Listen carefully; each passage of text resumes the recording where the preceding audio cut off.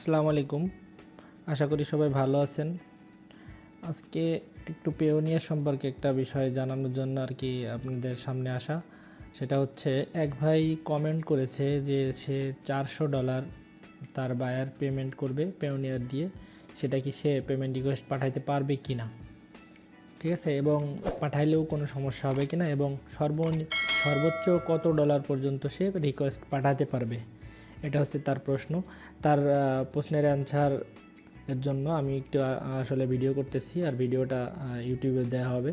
আশা করি অনেকেরই উপকারে আসবে। তো কথা না বাড়িয়ে আমরা আসলে কাজে চলে যাই। সেটা হচ্ছে তার প্রশ্ন ছিল যে আসলে $700 এর রিকোয়েস্ট পাঠাতে পারবো কি না, পাঠালে কোনো সমস্যা হবে কি না, এবং সর্বোচ্চ কত ডলার পর্যন্ত পেমেন্ট রিকোয়েস্ট পাঠানো যায়। আচ্ছা, চলুন আমরা আসলে দেখি। আমরা যদি গেট পেইড অপশনে যাই, পেওনিয়ারে ঢুকলাম, ঢোকার পরে যে গেট পেইড অপশনটা, এই যে বাম পাশের যে মেনু, গেট পেইড থেকে রিকোয়েস্ট এ পেমেন্ট, আমি এখানে ক্লিক করলাম। ক্লিক করার পরে আমি একটা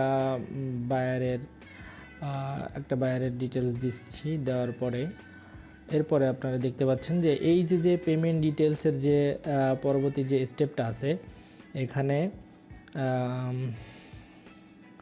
আপনারা দেখতে পাচ্ছেন যে অ্যামাউন্ট, এবং নিচে দেখেন 20 থেকে দেওয়া আছে $20,000, ঠিক আছে। তো এটার মাধ্যমে কি বুঝতে পারতেছেন, আসলে সর্বনিম্ন হচ্ছে $20 এবং সর্বোচ্চ $20,000 পর্যন্ত আপনি রিকোয়েস্ট পাঠাইতে পারবেন বায়ারকে। তবে সেক্ষেত্রে আপনার কিছু ভেরিফিকেশনের প্রয়োজন পড়তে পারে, আর যদি ভেরিফিকেশনগুলো আগেই করা থাকে তাহলে আর কোনো সমস্যা হবে না আশা করি। তো সেগুলো হচ্ছে আপনার অবশ্যই গ্লোবাল পেমেন্ট সিস্টেমটা অবশ্যই ভেরিফাইড হতে হবে, এবং আপনার যে ব্যাঙ্ক ডিটেলসটা আছে, আপনার ব্যাঙ্ক ডকুমেন্ট দিয়ে যে ভেরিফিকেশনটা করা লাগে সেটা আপনার অবশ্যই করতে হতে পারে, এবং এটা অবশ্যই করতে হবে। এগুলো প্রাথমিক, এবং এরপরে যেটা আছে আপনার এনআইডি অবশ্যই অ্যাপ্রুভ হতে হবে, ঠিক আছে। এই তিনটা বিষয় প্রাথমিকভাবে যদি আপনার পেওনিয়ার অ্যাপ্রুভ করে থাকে, তারপর আপনি হচ্ছে কী করতে পারবেন, পেমেন্ট রিকোয়েস্টটা পাঠাইতে পারবেন, ঠিক আছে। আপনি তারপরেও আপনি হচ্ছে এই যেহেতু ডলারটা বেশি, $20,000, আপনি যদি একবারে $20,000 রিকোয়েস্ট পাঠান, হয়তো বা তারা আরেকটু ভেরিফিকেশনের জন্য তারা আরও কিছু রিকোয়ারমেন্ট দিতে পারে। সেগুলো আপনি যদি ফুলফিলভাবে তাদেরকে দিতে পারেন, এবং তারা যদি সেটা ভেরিফাই করে দেখে যে না আসলেই আপনি ঠিক আছেন এবং আপনার পেমেন্ট রিকোয়েস্টটা ঠিক আছে, আপনি তখন হচ্ছে সেটা পাঠাইতে পারবেন, ঠিক আছে। আর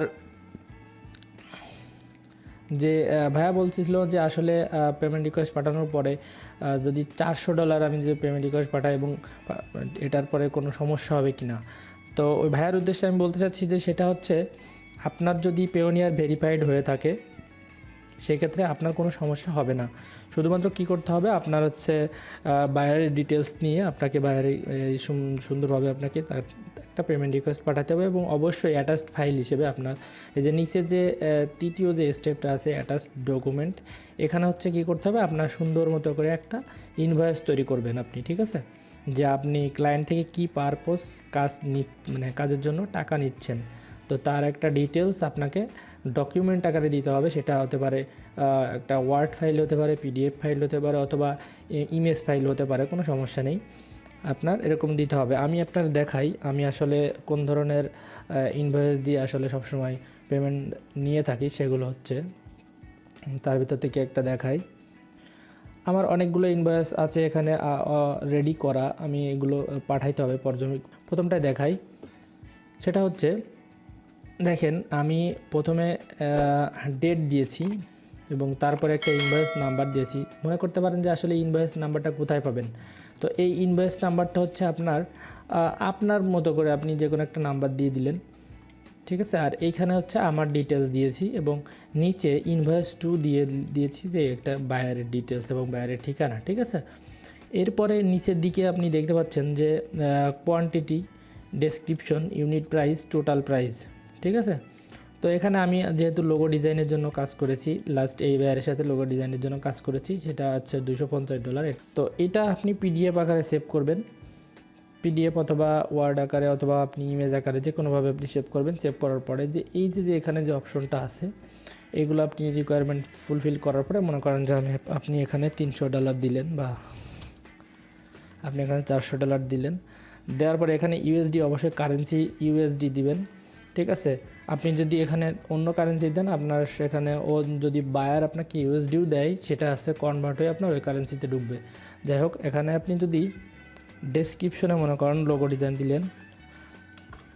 এখানে আরেকটা বিষয় হচ্ছে ডেসক্রিপশন। এই ডেসক্রিপশনে আপনি যা দিবেন, ইনভয়েসের ডেসক্রিপশনে সেম দেওয়ার চেষ্টা করবেন। পেমেন্ট রিকোয়েস্টটা দেখবে। পেমেন্ট রিকোয়েস্টটা দেখার পরে পেমেন্ট রিকোয়েস্টের ভিতরে আপনি যে ডিটেলস দিতেছেন, মানে এই যে ডিটেলস দিতেছেন এই ডিটেলসের সাথে এই ডকুমেন্টের ডিটেলস একটা কম্পেয়ার করে। তো এখানে মনে করেন যে একজনের অ্যাড্রেস এবং এখানে অ্যামাউন্ট আলাদা, আপনি এখানে অ্যামাউন্ট আলাদা দিচ্ছেন, এগুলো যদি তারা পায় তখন কি করবে, তারা এটা আসলে সেন্ড দিবে না বা তারা এটা অ্যাকসেপ্ট করবে না, ঠিক আছে। তো আপনি যখন এইগুলো পূরণ করবেন, করার পরে আপনি এখানে পেমেন্ট ডিউ ডেট দিয়ে দিতে পারেন ভাইয়ারকে। মনে করেন আপনি একদিন সময় দেবেন, একটা পেমেন্ট ডিউ দিয়ে দিলেন। দেওয়ার পর আপনি যখন নেক্সটে দিবেন, নেক্সটে দেওয়ার পরে দেখেন এখানে আপনি দেখতে পাচ্ছেন এখানে আপ টু 5 ডকুমেন্টস, আপনি 5টা ডকুমেন্টস পর্যন্ত এখানে দিতে পারবেন। এবং এখানে পিডিএফ, ডক্স ফাইল, জেপিজি, তারপরে টিপাই, এগুলো সেই ইমেজে যে এক্সেল ফাইল, এগুলো দিতে পারবেন না। 10 MBর বেশি দিতে পারবেন না, 10 MBর নিচে থাকতে হবে। আপনি এখানে দেওয়ার পরে রিকোয়েস্ট পেমেন্টে দিলে বায়ারের একটা মেইল যাবে এবং সেখান থেকে সে পে করতে পারবে। এবং এখানে আরেকটা বিষয় হচ্ছে কি, এটা আসলে জানিয়ে রাখা ভালো, যেটা জানা থাকলে আসলে অনেকেই অনেক ধরনের প্রশ্ন করে থাকে, মাঝে মাঝে সেগুলোর অ্যান্সার দেওয়া হয় না। একসাথে সেটাও বলে দিই। সেটা হচ্ছে অনেকেই মনে করে যে